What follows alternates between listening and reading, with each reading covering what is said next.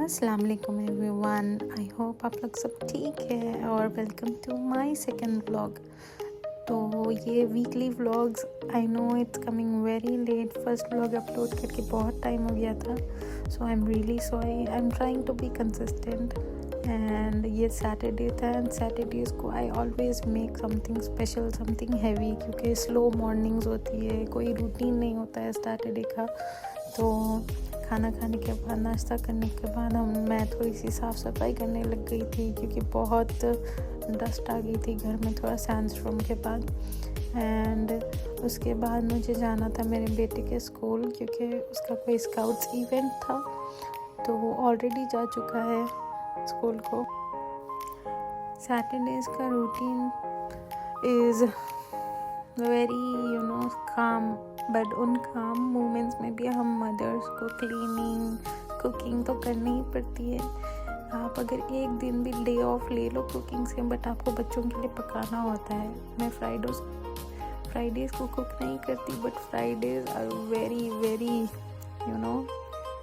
Hectic and very chaotic but fun for मी।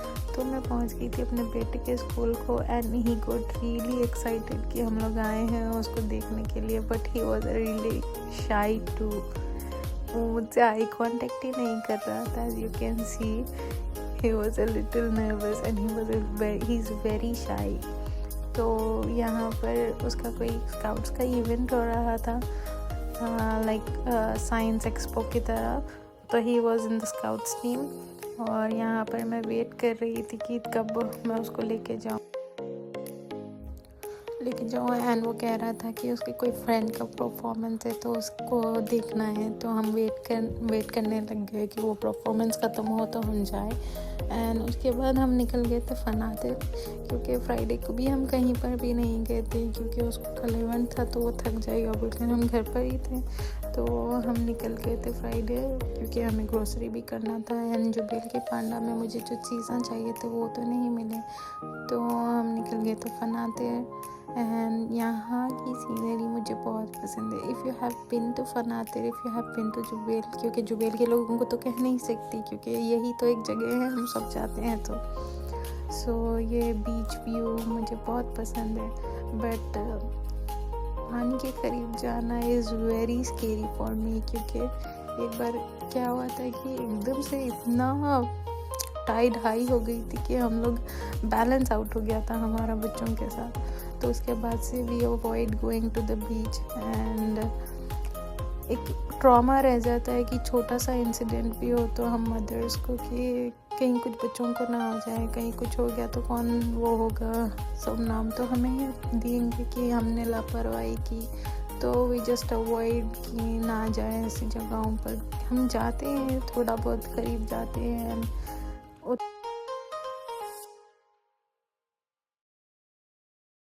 क्योंकि इतने incident सुनने में आते हैं बच्चों के साथ, तो एक दिल घबराने लगता है।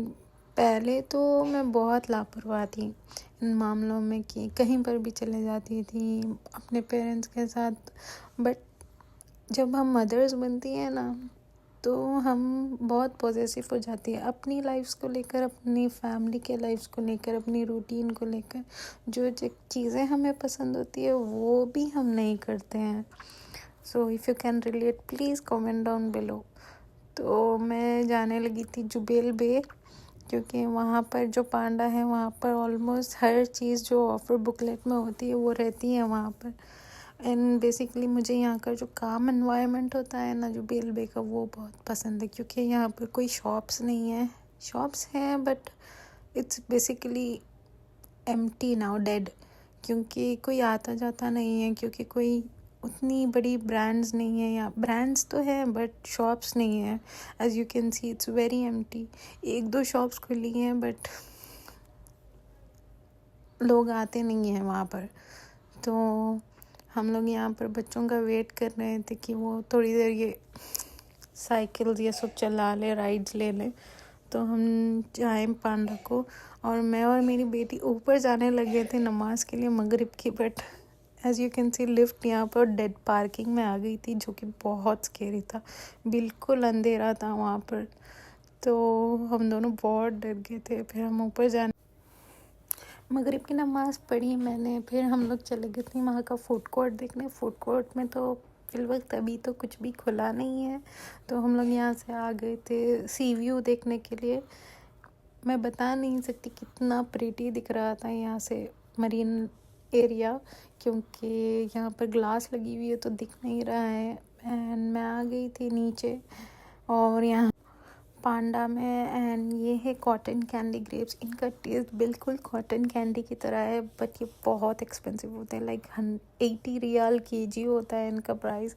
और फिर हम आ गए थे हाफ बाइट, जो कि हमारे घर के बहुत करीब है, एंड ये हमारी गो टू प्लेस है खाना खाने के लिए। और यहाँ पर हम लोग वेट कर रहे थे खाने का, एंड इट्स लाइक हम लोग का वीकेंड का डिनर यही होता है डिनर। तो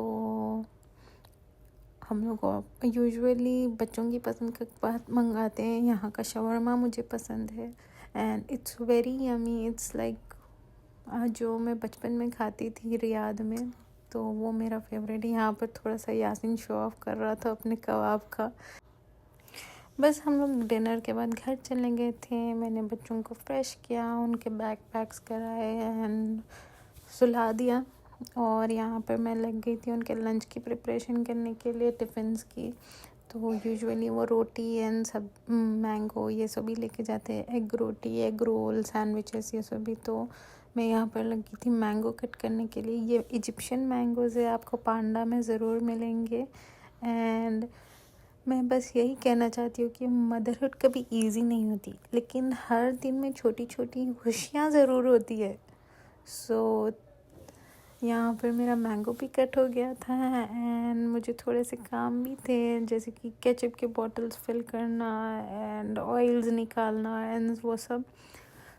तो उसके बाद मैंने की अपनी क्लेंजिंग, मेकअप सब उतारा, सब किया अपने लिए। तो हमेशा मैं 5 मिनट तो निकालती हूँ दिन में अपनी स्किन केयर के लिए। तो मेरी बेसिकली स्किन केयर कुछ फैंसी नहीं है, मैं बस क्लेंजिंग करती हूँ। क्लेंजिंग के बाद I just apply some moisturiser. Basically I just apply just baby lotion. यही मेरी स्किन केयर है। और आजकल मैं ये वाला क्लेंज़र है ये यूज़ कर रही हूँ मामा अर्थ का।